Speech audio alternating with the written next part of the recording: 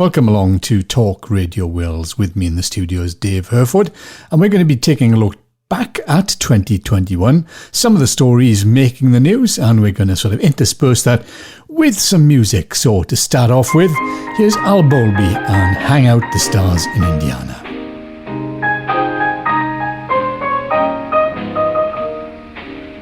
Hang out the stars in Indiana,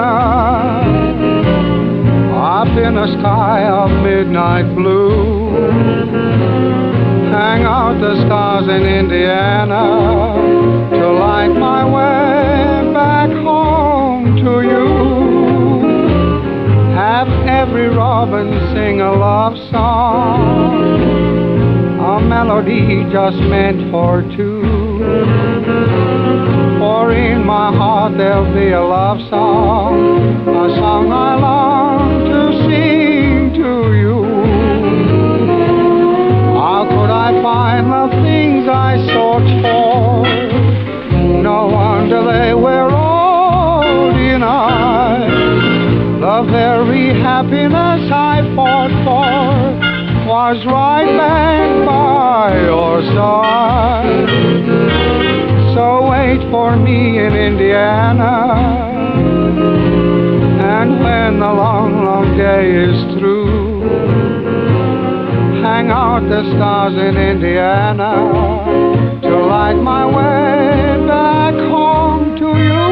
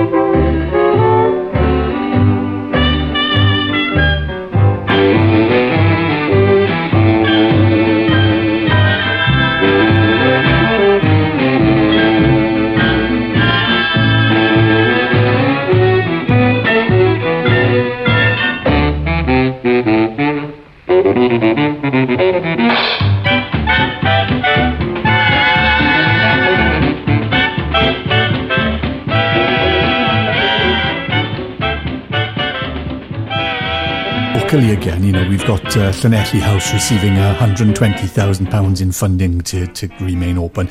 A lot of money was made available in 2020 and in 21, and it's sort of, we were asking the question, where on earth is this money coming from? Millions and millions of pounds from Welsh Government, and the UK government, that I guess a lot of people might have been scratching their heads and saying, where was this money in the first place? We've all been looking around, struggling, striving for something, and all of a sudden, wow, it was like a blank checkbook, signed, sealed, and delivered. It sort of rather left that kind of question, didn't it? I mean, people were sort of asking, well, how are we going to pay for this money? Are we going to be stung with sort of hefty taxes in the years to come? And that probably is going to be partly true, I would imagine. Yeah, I think we've seen the start of that now. This, as we go into 2022, we know that there's a little more caution over releasing money. What will the UK government give to the Welsh government? What the furlough isn't really there. There's not this crutch now. The money seems to have sort of dried up a bit. So I would imagine that the Welsh Government are going to be far more careful in where they release this additional cash for 2022. Yeah, I mean, it's a big question, isn't it? $64,000 question. Who's going to pay for it? And nobody's really holding their hand up and saying, this is where the money's coming from. We've got this all signed and sealed. I think we just got to have to wait and see what other bombshells they drop on us in the next 6 months or so. getting back to where we were locally and our timeline throughout the year, we were up to about April, and literally this is where things started to change in the year, didn't it? We said goodbye to the funny haircuts as hairdressers and shops and libraries and outdoor venues reopened, and that was a big change for people. It was, yeah. I think, having been cocooned and locked away, to feel that kind of sense of, coming out and going into a shop or going into a supermarket, into Llanelli town centre, Carmarthen town centre, you almost felt like, grabbing people and saying, so nice to see you. I don't know if it had a real positive side on people, humanity and relationships. And there is a downside, obviously. I mean, we have to focus on that. There was a huge increase in the rise of domestic violence against girls and women. And that's been a major story for us over the last couple of years. And of course, whilst we're on the subject of that, there was many instances where you were reporting on where the police were called to break up gatherings of people down in Llanelli Beach, for instance. People were, making parties at other people's houses, etc. And I guess people were really questioning, well, is that really the best use that we've got for the police to be actually involved in sort of breaking up what were effectively peaceful gatherings of people, just enjoying themselves or trying to enjoy themselves in the best way they could? I guess it was additional. It was an additional burden for them, because if we take, the emergency services, we know that they were hard, fully stretched anyway. I mean, they were dealing with county lines, cuckooing gangs taking over homes in Llanelli and Carmarthenshire. We had these massive fires in Nantucket House. As you say, we had this. There was almost like a separate avenue of crime, really, around COVID. I don't think it was huge, Dave. I don't think it was something of great proportions, certainly not in Llanelli or Carmarthenshire. But I guess if you're doing your job, you don't need that. Assaults on emergency service workers were increasing, people do get a bit shirty when you're telling them, you've got to put that mask on, or you can't stand there, or you can't smoke. We like our freedoms, don't we? We like our liberty.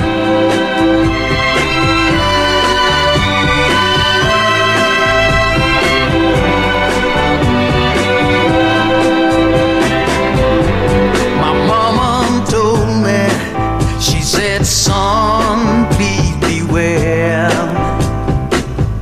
There's this thing called love, and it's everywhere. And she told me it can break your heart and put you in misery. Since I met this little woman, I feel it's happened to me, and I'm telling you, it's too late to turn back now. I'm falling in love. It's too late to turn back now. I believe I'm falling in love. I found myself phoning her at least 10 times a day. It's so unusual for me to carry on this way. I tell you, I can't sleep at night.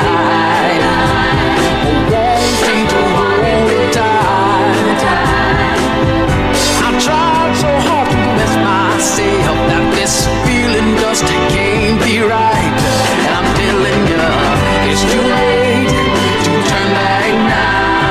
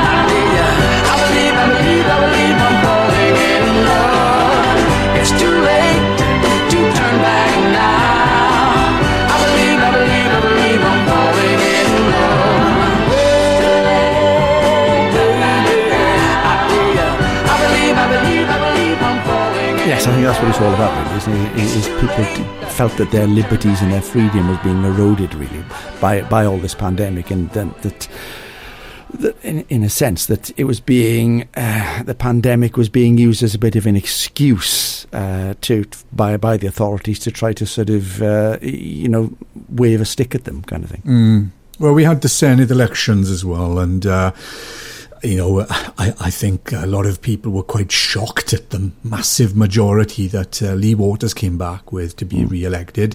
And we had all these, again, we had the sort of manifesto, and Mark Drakeford had, by all accounts, when you listen to what was being said at the time, he'd really come in on the crest of a wave of the success of his dealing with the pandemic, whether you think it's a success or not. Labour undoubtedly were voted back in and did so well, solely, I would say, as a result of Mark Drakeford's presence, particularly in the public eye in the press. When he was on every few weeks, Yeah, I mean, he was certainly very much in the limelight, and he was almost the go-to person for anything that was happening in Wales, and I'm sure he was unfairly targeted. As we saw at one point last year, there were people that were actually outside his house, making their point known to him, and I think sometimes he did get a bit of a rough deal. Well, in Llanelli, we saw Lee Waters taking 46% of the votes, and this was at a time when Lee really couldn't campaign door to door, and so one would have thought that that wouldn't have been such a big majority. But there you have it. I think, and looking then at the makeup of the government, and certainly, Plaid's losses to a certain extent, and then going forward, this government, newly elected government, had to somehow give some sort of seeds of hope, I guess, for those people who had elected them. Yeah, and obviously, we had the results. Labour got back in with a massive majority, and I'm sure that he had a lot of support from people, and this is, I think, crucial to where Labour are now, and really why they're able to make these kind of deals with Plaid now. Yeah, I mean, if we look at a national, it couldn't be sort of more opposite, really. Boris Johnson is going into this disastrous 2022 where, most people are predicting he's not going to last until the end of the summer. Christmas parties, we've seen all of that kind of stuff. I think we were lucky in Wales that the politicians, with one or two exceptions, really handled themselves with such dignity, respect, and towed the line, really, and did what we do, It wasn't a case of do as I do and I'll do as I say and I'll do something different. There were one or two exceptions, but generally the Welsh government sort of behaved appropriately, I think. Yeah. Moving on a national scale, of course, we said goodbye to a couple of well-known people last year. We lost Prince Philip, who died in April of last year, very sad. And also we said goodbye to Captain Tom Moore as well, who was a real trooper for the NHS, wasn't he? He raised so much money, and unfortunately, at the age of 100, died of COVID. Such a sad occurrence, and many, many people will remember him very, very fondly.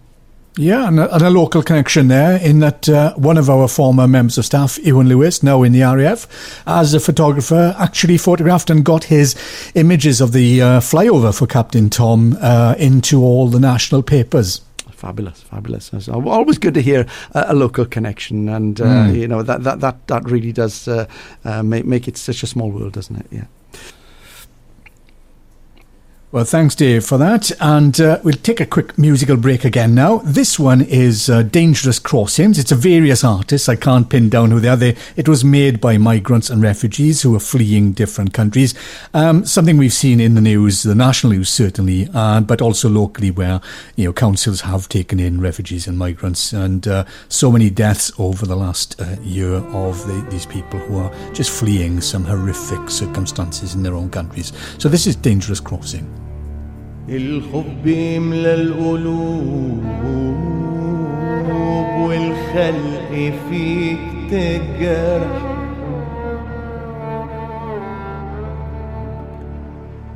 خليك هنا عالشط خليك مع ناسك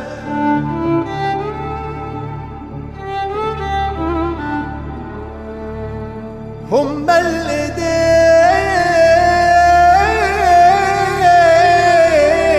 في الشدة وهيبقوا حراسك وهيبقوا حراسك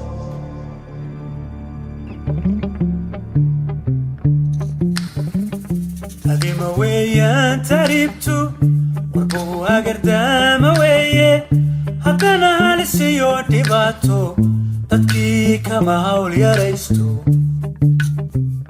موت لغانا تشاكوي كاغر كاكاينكاي سنتو نفسا اسلكاسا سنتو متى فرست ميايدان ورر كهينل ميان سقوه بالا ميان دليرو هيني ميان وصلو شيء تغوزو 아군 تسفايزو تغوزو 아군 تسفايزو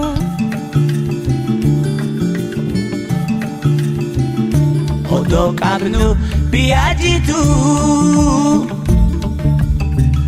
biachala magasitu biafani hubamnera tinakuta ruboyera biafani hubamnera tinakuta ruboyera si badala holli waayay فأمتي وقاتي نبتاي كعيسى يونكا مدويا سيو ريسا ميانا ورر كهينين مياني سقوه بالا ميان دليرو هلينين ميان وصلو مشيري ميانا ورر كهينين مياني سقوه على ميان دليرو هليني ميان وصلو شيء تغوزو 아군 تسفايزو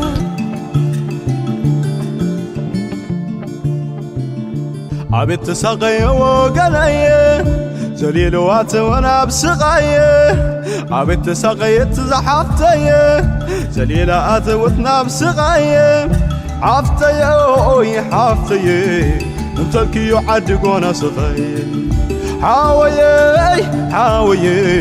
انت الكي يعدقونا سقايه انت الكي يعدقونا سقايه انت الكي يعدقونا سقايه بيايدا ورر كهينين مياني سقوه بالا ميان دليرو هليني ميان وصلو شيء ميانا ورر كهينين مياني سقوه بالا ميان دليرو هليني ميان وصلو شيء ميانا ورر كهينين مياني سقوه بالا ميان دليرو هليني ميان وصلو شيء ميانا ورر كهينين مياني سقوه بالا. Well, on a local level, Dave, we are looking at quite a few stories, really, and one would have thought, with the pandemic, we did see this sort of clear blue skies, lack of pollution and so on. But for a lot of people, this wasn't the case, where air pollution really was something that was making the news headlines. Yeah, we saw so many instances over the previous years of where local residents had been complaining about the quality of their air that they were breathing.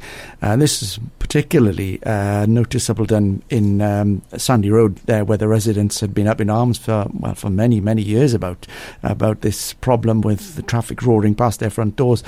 And it was certainly getting worse, and obviously it's still very much an issue, but it's much more widespread than just the area of Sandy Road. There's a lot of other areas where people in the locality are complaining about the quality of the air that they're breathing. And I just hope that, given the fact that there was this huge focus on air quality at the COP26 conference, which we'll talk about a bit later, I just hope that it filters back down to Llanelli, and that Carmarthenshire and the surrounding and neighbouring counties all get together to actually do something and take it a bit more seriously.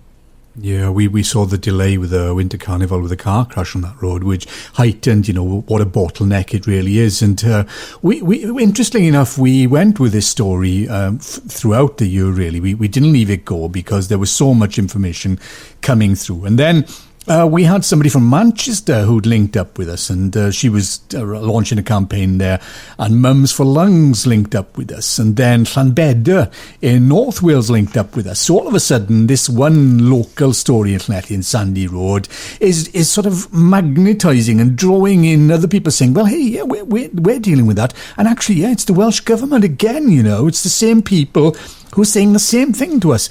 And, we have to give the other side of the story here, in that, Lee Waters, Deputy Minister for the Environment and so on, was saying, look, we're doing what we can. We're planting trees. We're getting you in electric cars. We're trying to get you electric bikes. We're trying to improve the bus service, improve the train service. But for people on that road, it was far too little and possibly far too late, given the claims of the sort of amount of asthma. And again, we've seen, children dying in other parts of the country. It's absolutely, you can't deny that a road chock-a-block with cars is going to impact on somebody's lungs. Absolutely. And obviously, I'm sure that it's a point that we will be talking to Lee about throughout 2022, and I'm sure that there will be more comment from people locally about this, and that it'll be a discussion that will continue for a long time to come, I'm sure. We looked at many things that were going on locally, Alan, and I think that we had a number of very interesting stories through the latter half of 21. Yeah, we did. I mean, if you look at the way people were working in particular, who'd have thought we'd have been all, majority of us working from home, using the technology we're using now, really. It was always there, but I think it was kind of, we were so habitual in our ways that we go to work, we get up in the morning, we have our breakfast, we go to travel in our cars to these places. And what it's done more than anything else is shown us that we can adapt, and that there are different ways of living, different ways of working. And one of those big stories really for me was one was the health board, Hywel Dda Health Board, the first in Wales to go live with digital nursing. Can you believe it? I mean, I want a nurse, hang on, here's my keyboard, and there she is, or he is, I should say as well, on the screen, giving me that kind of care and help. Yeah, and obviously this was replicated in many other instances. We found that children were also then using digital media to be taught from the school teachers, teaching them to their homes, etc. So there were lots of new ways of working with this technology, and as you mentioned, there were people who were using it who would never in a million years have dreamed of picking up a tablet or using their phone to do this kind of thing, because they thought that it was the kind of thing that young people would do, and that that this was just not the way that they would do business. So I think a lot of people got quite surprised at how well they actually did manage to corner this technology. Yeah, and another one that came up again, we're back to the pollution really, but it was the asbestos on Buryport Beach, unearthed by coastal erosion. Another thing, climate change, coastal erosion, and lo and behold, it's a double whammy. The waves coming in there in Buryport are exposing the old factories, the power station and the asbestos, and all of a sudden we had men in white suits sort of walking along the beach with gadgets trying to detect the asbestos. Yes, I think it was a worrying time for people, and I think the council actually did take it quite seriously. They did an investigation into it, and they found out that there was no significant risk to people that were there at the time. So I think they did go a long way to allay fears of people that were worried about their own health who were visiting that region. Okay, so what else were we seeing towards the sort of the early part of the winter months then, Alan? So if we looked at about sort of September-ish, what was the news stories that were really making the headlines then? Well, it was the different variants, the different sort of approaches to schooling. We saw small schools being threatened with closures across Wales. Mynyddig, Blaenau were two in Carmarthenshire. Massive campaign fought by the SOS Ysgol Mynyddig, and they claimed success in the end. There is an election, as the cynics will say, that there is an election coming up in May, council elections. And the council sort of did a bit of a U-turn and said, well, we won't close them now. It's not the time to do it. But all the signals were that these people were going to lose their little village school. The only thing left, essentially, in a couple of the villages. But this was across Wales as well, and a lot of them have gone. Yeah. It's very sad, really, because it's not just the schools. It's the way in which the communities themselves and community life is being broken up, really, isn't it? It is. We had also then obviously the Llanelli Goods Shed, this massive multi-million-pound project in the heart of Llanelli, down by the station, a very kind of a deprived area of the town, and the Llanelli Goods Shed Trust. Seeing the first trains rolling in after, I don't know how many years absence, but what a mammoth task they're taking on down there. And it's set to be this hub, this centre for sort of social entrepreneurs, office space, shed sparing. And these are the places I remember having conversations. I remember doing editorials saying, look, come on, we need to adapt here. We need to get buildings. We need to help people get into business, off the ladder, onto the ladder. We need to help people to socialise and work in a different way. And the same in the town centre. We need to make these empty shops come to life again. And we are starting to see the signs of that. It's all part of the council's bigger plan, though, really, isn't it, for the development of the Taoiseach ward. And obviously we've said goodbye to the 4Ts now as well, which was sort of iconic buildings, really. Many people remember them as the flats on Station Road there. So yeah, a lot of memories there for people. Yeah, I mean, my relatives lived in the Old Lodge, we called it. It wasn't the 40s. It was known as the Old Lodge when I was living around the area, in Llanelli. And it's housed so many families. It was latterly used as the, food bank as well. I think they took on certain parts of it. But what a massive piece of ground. And it's exciting to see what is going to be put up there. I think it's affordable homes, social housing. I think the combination of shops. But it's much needed. Slowly but surely, we are seeing change in Llanelli. We've seen so much change in Carmarthen. We are beginning to see change in Llanelli, thank you, to whoever it is that is bringing that change about. Well, thanks, Dave. We'll just break for some music now. I've chosen this one. It's Respect by Aretha Franklin. And again, this is something that just popped up because I was watching this series on Netflix, which is Aretha Franklin's life story, Pablo Picasso's life story. As a journalist, I can't get enough of this. I love biographies. I love things like that. And this song is just incredible.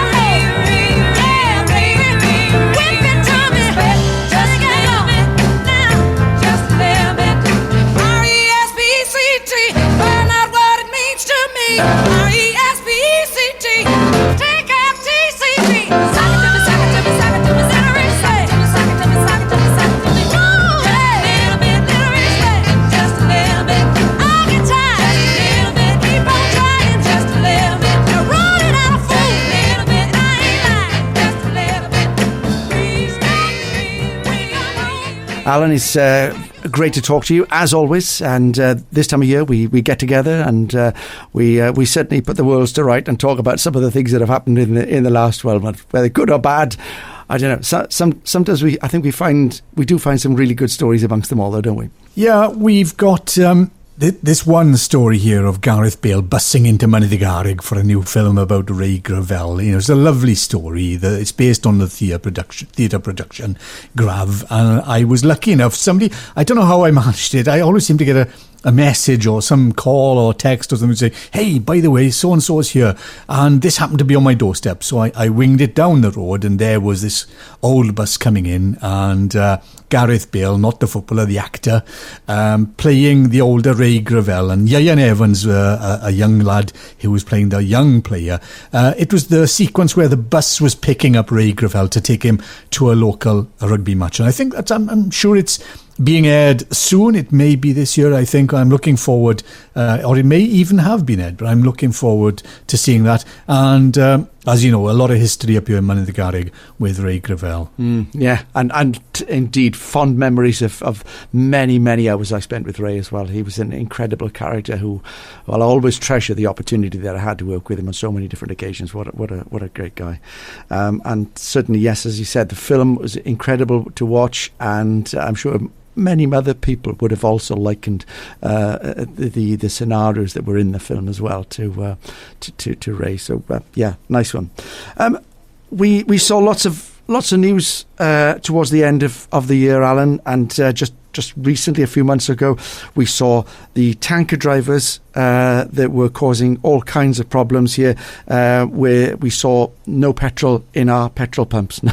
Now, this was a sort of tongue-in-cheek sort of story, because everywhere you went, we saw, sorry, no fuel, and people were getting a little bit uptight about it. I mean, I remember coming into Asda's one day, and a woman there, she said, I don't know how I'm going to get home. I said, where do you live? She said, I live the other side of Warwick, she said. So I said, oh dear.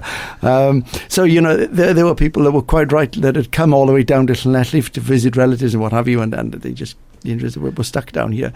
But yeah, it was an interesting story, because it was one of those stories that was, tailed on to all the confusion that had reigned supreme for the last 8 to 9 months, really, hadn't it?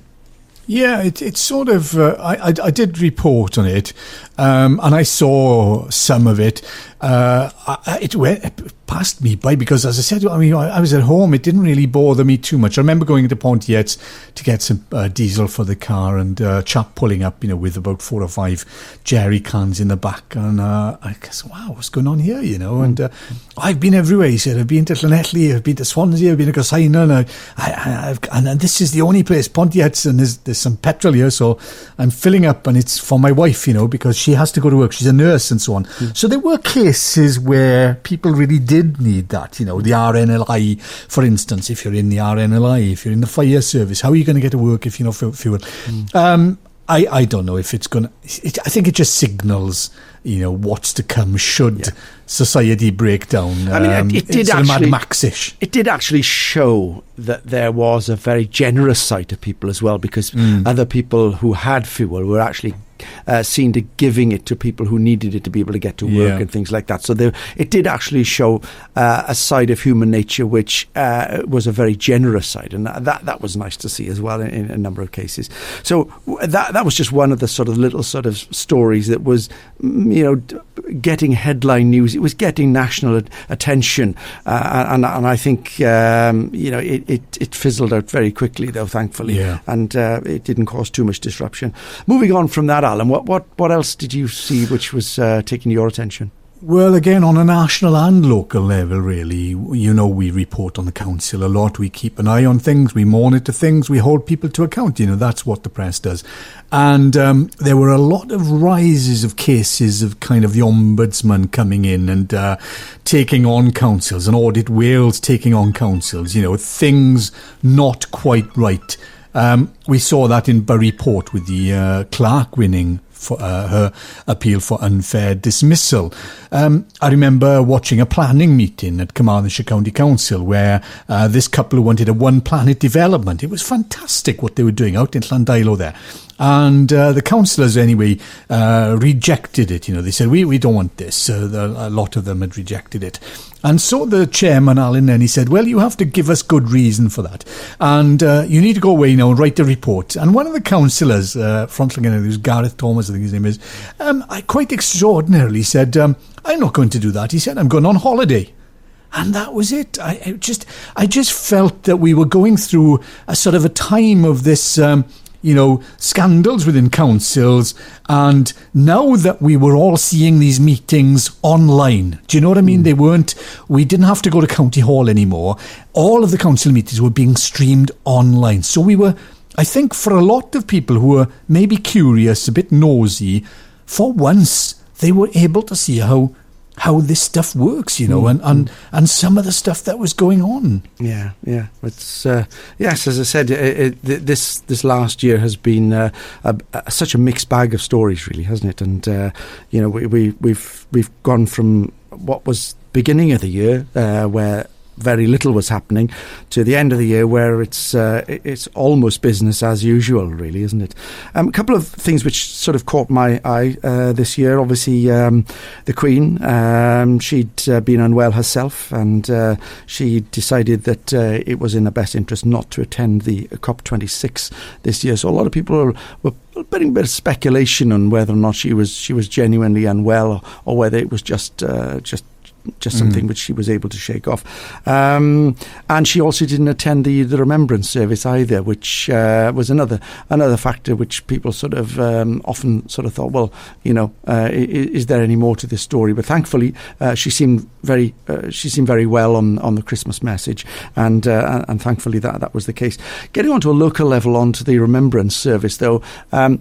I went along to the Llanelli Festival Remembrance service here at the Cenotaph, and I was genuinely very, very heartwarmed to see so many people turn out on that day. And paying their respects, really, to so many people who'd given their lives, and it was so nice to see people paying their respects and actually wearing the medals of loved ones, and that was really sort of almost tear-jerking. Yeah, I went down to Kidwelly to cover it there, and there weren't that many people left who you would call a veteran there.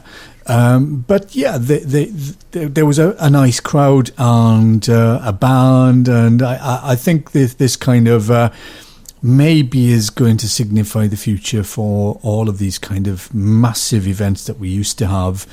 In that, I think the signs seem to be that they are going to be curtailed a little, and we're going to see less people.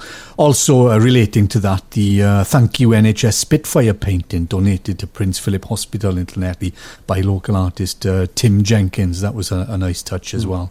Another great bit of news was that our very own Iwan Lewis, who used to work with us at Llanelli Online, Wales News Online and Talk Radio Wales, was actually chosen as the People's Choice Photographer of the Year in 2021 with his amazing photograph of the jet flying over the white cliffs of Dover with the Union Jack embossed over the wings and the bodywork. So, llongyfarchiadau mawr Iwan Lewis.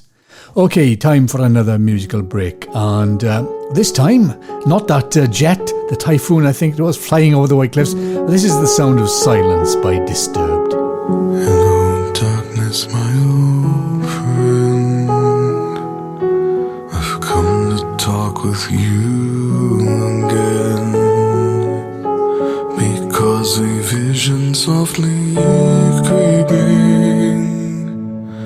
left its scenes while I was sleeping, and the vision that was planted in my brain still remains within the sound of silence. In restless dreams I walked alone, narrow streets of cobblestone, neath the halo of a street lamp. I turn my collar to the cold and damp. When my eyes were stabbed by the flash of a neon light, let's split the night and touch the sound of silence. And in the naked light I saw 10,000 people, maybe more. People talking without speaking,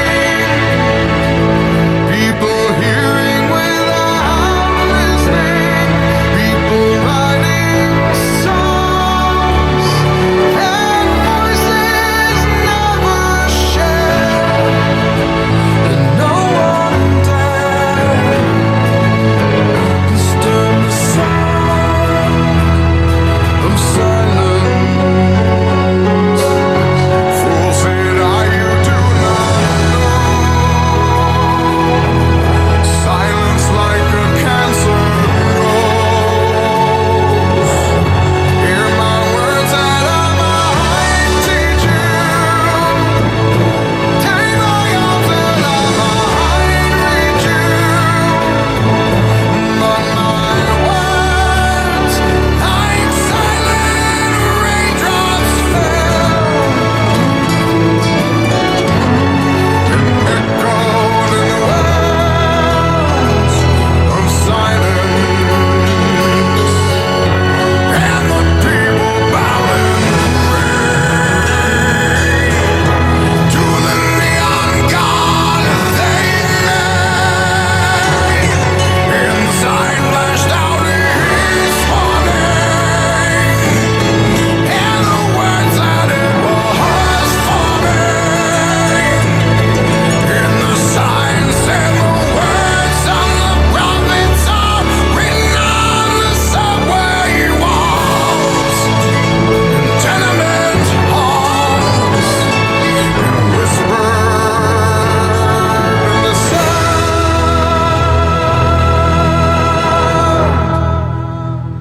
of silence.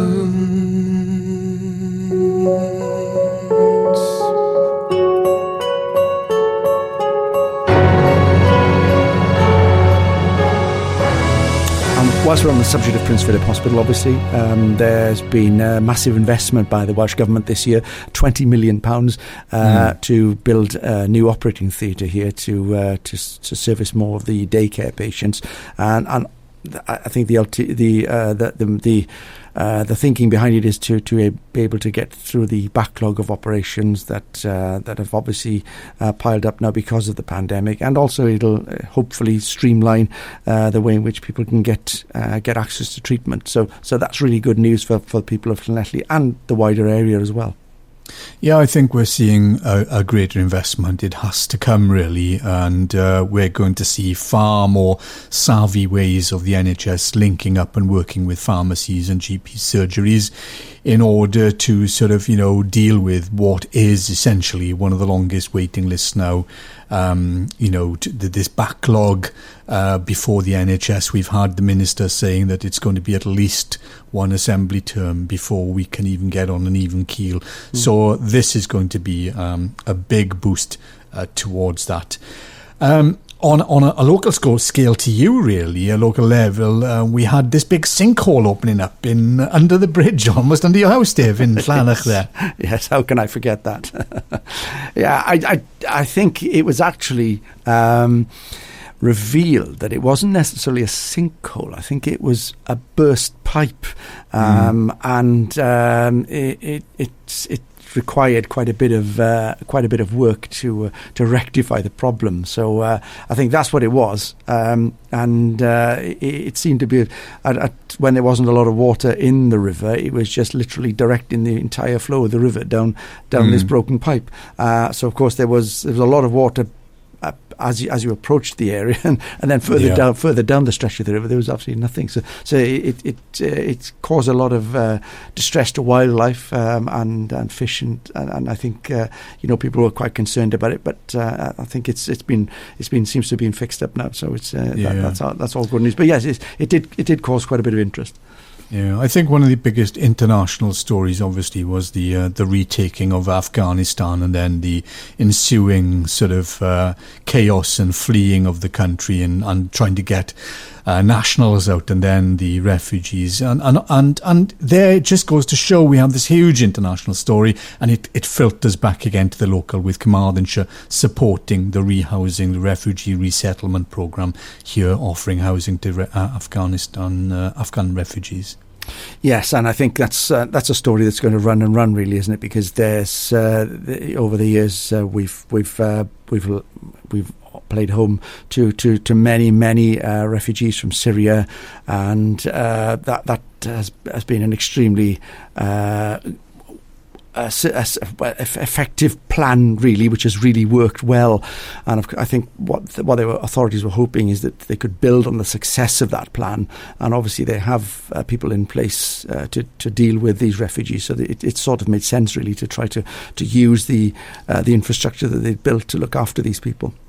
Yeah, I think the other issue really is obviously the we talked about the global warming, the climate change, and the ensuing storms and floods that we've seen throughout the year. And then you can't sort of talk about that really without talking about the RNLI and the number of stories we covered the RNLI. Incredible scenes, where they went out in the most horrific circumstances and rescued people risking their own lives. Just tremendous. Mm.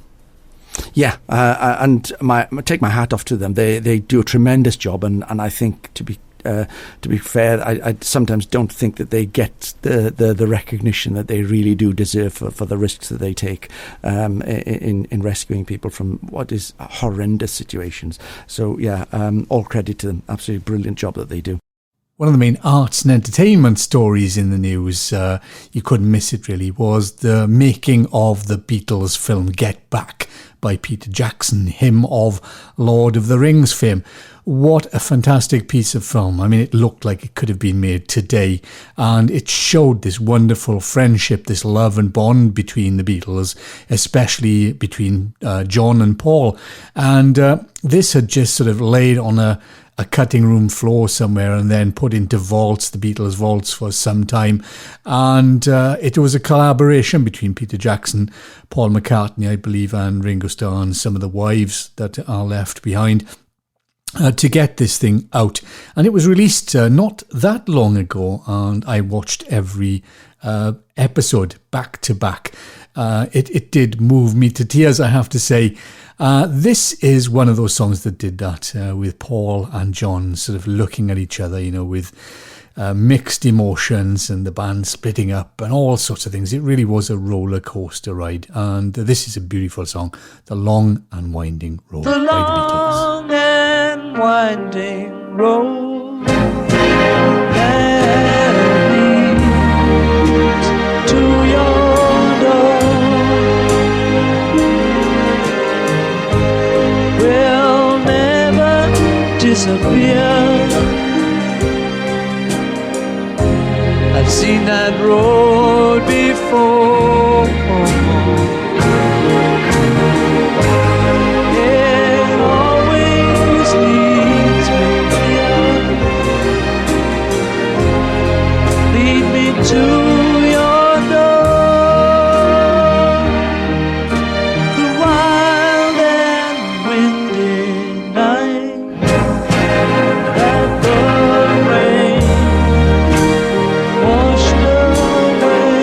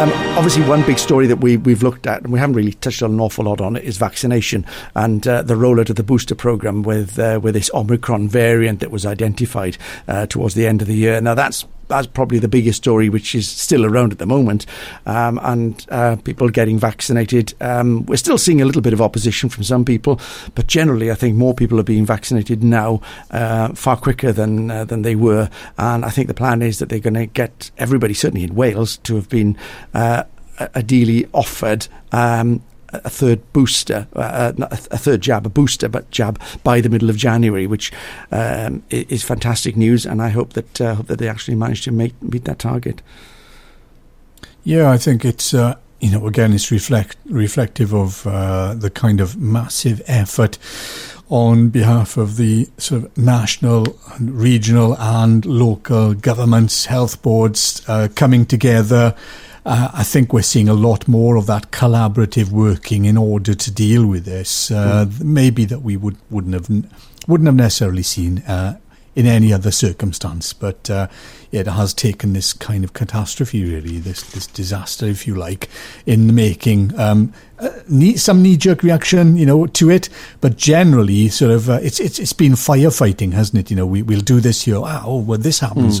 Actually, we need to go there now. We need to do this now, and I've seen a lot of that. That's one thing that's come across, is kind of that firefighting way of dealing with things. Sometimes it's been great. Other times it's just been a little bit too much. Yeah, absolutely. I mean, as I said, that was literally bringing our year to a close, really, and obviously we've seen the disruption caused by either the closure of hospitalities, or and that side of things really has had an impact yet again on New Year festivities and things like that. So.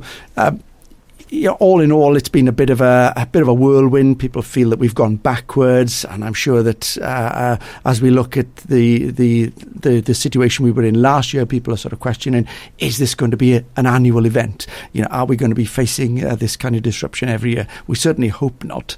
And it's left a big question in people's minds, I think. Yeah, I think we are living differently. We're thinking differently, we're hearing things differently from the people we have elected to represent us. We're putting a lot of faith in these people to do the right thing and to ensure there is fair play, equality, whether you're in the BAME community, the LGBTQ plus community, that's been in the news an awful lot. And I think a lot of people would reiterate the same sentiments, really. Equality has to mean equality. It can't be meted out just for a specific special group. We all have to feel part of that equality going forward. Absolutely. Alan, thank you very much for sparing the time to talk to us today and sharing some of the year's news stories with us. And it's something that we do on an annual basis. Certainly look forward to it, because it's a great way of looking at some of the lighter moments as well as some of the more serious moments of the last 12 months. Alan, may I wish you and your family the very best of health for 2022, and I hope that you get a very good year for Llanelli Online as well. Many thanks to Dave Hurford for speaking to us. Again, looking back at 2021 and hoping we can do this again next year, Dave. And just incredible, the amount we've covered there. I don't think it even touches on really what was in the news in 2021. But Dave, Nadolig Llawen a blwyddyn newydd dda, and I look forward to working with you soon. Well, what better way to finish our look back at the year of 2021 with a look forward to 2022 and a song that signifies some of that hope. It's a New South Wales by Llanelli. The chaff wheels turn for the last time in the Rhondda tonight. The Davy lamps that shone so brightly, there's no more need for their light. As the last piece of coal is cut from the belly of the Black Sea hole, a man walks all alone past the church full of mourning souls. Throughout his lifetime he has fought, he has given his life.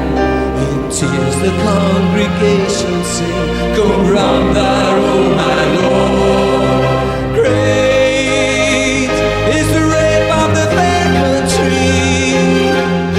To what did he pay for my great-grandfather's deportation sale? Great, so great is the fair country. Great is the need for a New South Wales. The slack heap stares, it blocks out the sky, it keeps this round that rain. The stale beer spills from angry drinkers, their arguments do the same. The choir voice cries, it shatters the silence. Where's the future in this place? The question hangs unanswered, all eyes on a newborn babe. Throughout a lifetime men have fought, men have given their lives to hear a congregation sing, come round there, oh my Lord.